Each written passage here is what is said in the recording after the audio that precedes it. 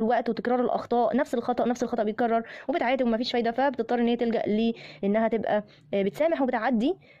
مع الاعتذار الاول، وبعد كده واحده واحده بتبدا تعمل نفسها بقى مش شايفه، هي ملت خلاص من كتر تكرار الغلط والاعتذار عنه والرجوع ليه، فبتمل وبتبدا تعمل نفسها مش شايفه الغلط اساسا، هي ما شافتش ان هو غلط علشان ما فيش فايده من العتاب، ومش هتاخد منه غير الاعتذار الوهمي وتعب الاعصاب، تعب الاعصاب وبس مع الكلام الكتير والمجادله والمناهده. وهو كده بيكون مرنها انها بتتقبل اخطائه بس بدون اعتذار بقى، خلاص من غير اعتذار كمان. وكمان بيكون مرنها على انها حتى ما تعبرش عن مشاعرها ولا تقعد بقى تتكلم وتعيد وتزيد وتوجع له دماغه يا عيني، فهو بيكون مرنها. يعني الاعتذار الوهمي دوت بيدرب الضحيه على انها ترضخ وتستسلم لاخطائه من غير عتاب ولا حتى ولا كلمه.